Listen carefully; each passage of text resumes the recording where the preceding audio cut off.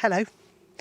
I like to cook with as much homegrown produce as I can, whether that's a big leaf from the Asturian tree cabbage or some little baby yellow courgettes, or even the tops of my broad beans, fava beans, which are great wilted down with some garlic and give you a real bean taste.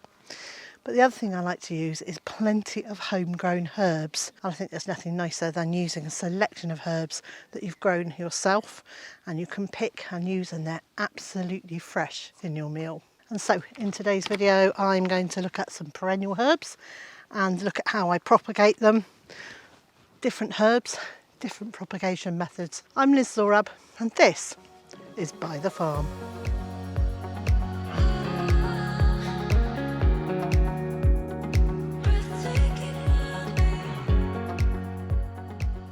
And the first one I want to tell you about is this.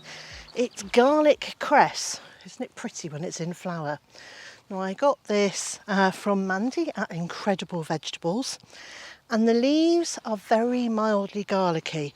In fact, when you first chew them, they don't really taste of much at all, but then afterwards you get this kind of hint of garlic. Now I bought this as a 9 centimetre pot, so it was a really little plant.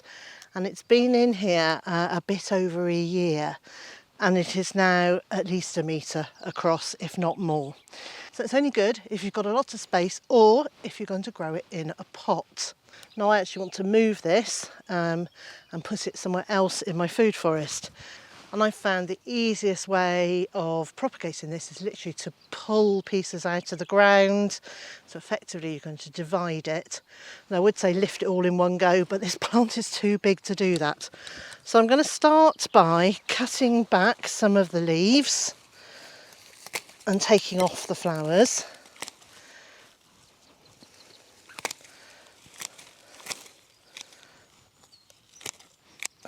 Now I am going to leave some of the plant there with the flowers on it because I want to be able to collect the seeds from it as well.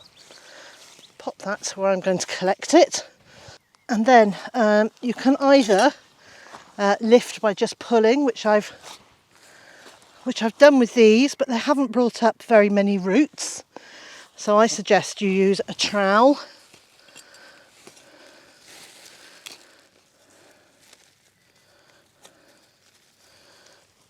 And there we go. You can see they've got really long roots and then they send up new sheets at intervals. This is a bit of a thug, as I said, so be careful where you do plant it. However, for me, that's ideal to move to a new space in the garden.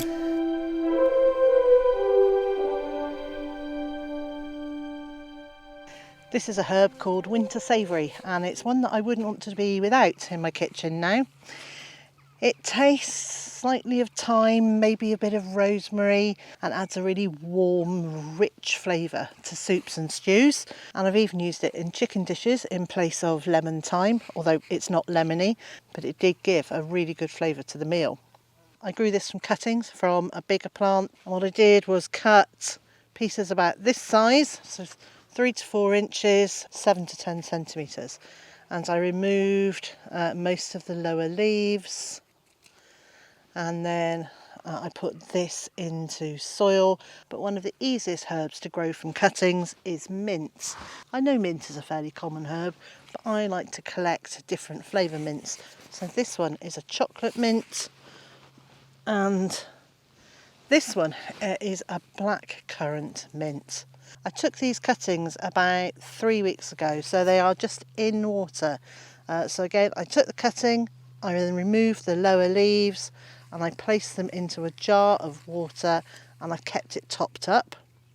And after 3 weeks, I'm pleased to say that it is already producing tiny little roots. So there's little white roots coming on these stems already. Now you could pot them on at this stage, or you can leave the roots to grow a bit more. So I like to leave them until there's actually quite a few roots, and then I'll pot them on, which is what I did to these ones about 3 or 4 days ago. So there are 4 cuttings in this pot, and they'll stay in the pot. They'll stay outside the polytunnel, so they're in a sheltered spot. I make sure that I do keep it watered, and I'll leave them in this pot until autumn, and then I'll decide whether they need to go into a bigger pot or not.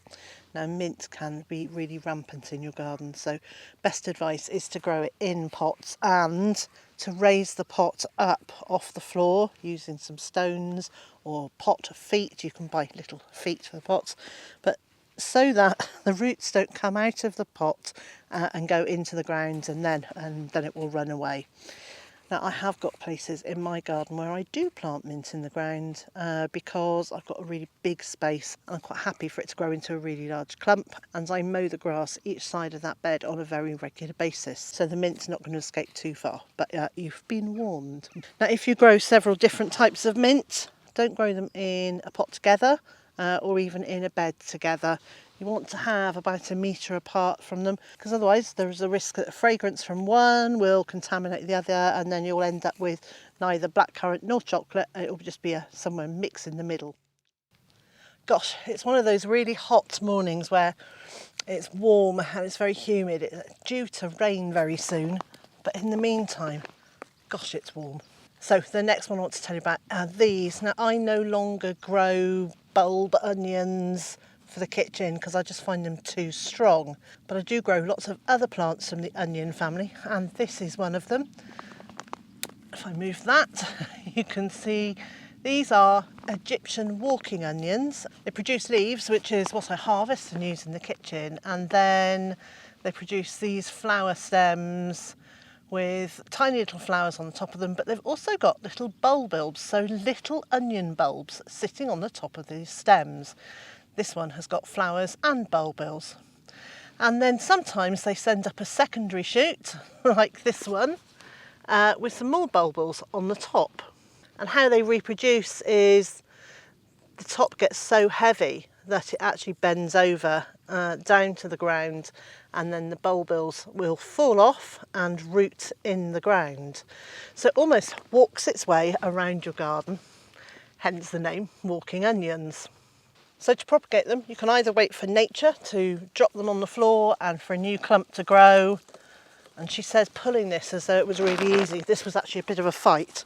But here we go. Here's the new, we don't want that weed, but here's the new clump here. So I can separate these out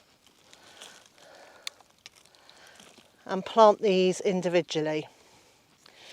Or if you want to be a bit more controlled over where they're growing, you can actually take these bulbils yourself and plant them into individual pots or into the ground, and then let them grow on, and then you'll know exactly where your walking onions are walking.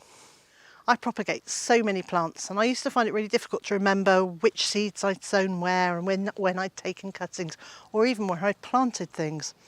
And so I started keeping a journal and writing everything down.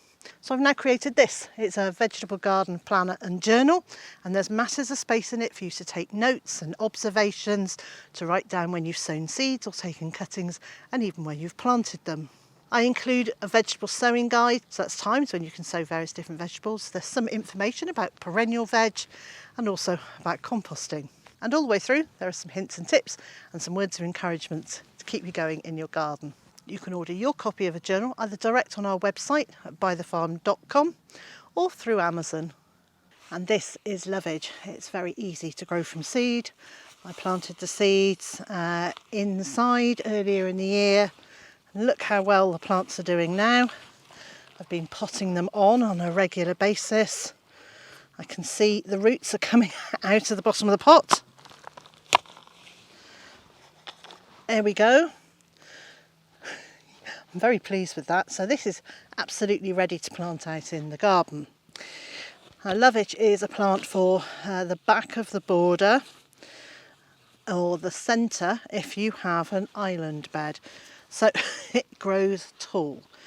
In our last home I had lovage, and it grew to maybe 8 feet high or more. These very tall stems spread and they slightly flop in the wind. So you might want to give it some support. It doesn't need staking and tying in, but you might want to put some posts around it and put wire or twine around those just to stop it from flopping over too much.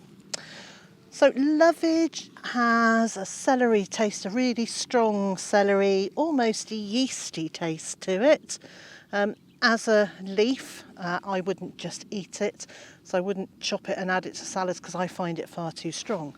But in stock, in stews, in soups, it adds the most incredible celery, warm, rich flavour. And in fact, if you buy a powdered vegetable bouillon to add to your foods, then very often it has a high proportion of lovage in it.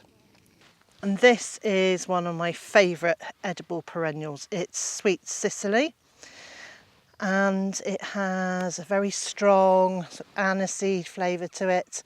And I use it by gathering some of the leaves and adding them to rhubarb. It kind of takes that real bitter tang out of it, and it provides an aniseed sweetness to it, and it means I can use about 25% less sugar in my rhubarb, which is great.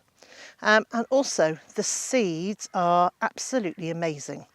So when they're still green, you can pick the seeds, particularly when they're first formed, and you can just eat them like this and just chew them, and it's like having those little aniseed ball sweets that you had as a child. It's a real hit of aniseed, and they're absolutely lovely.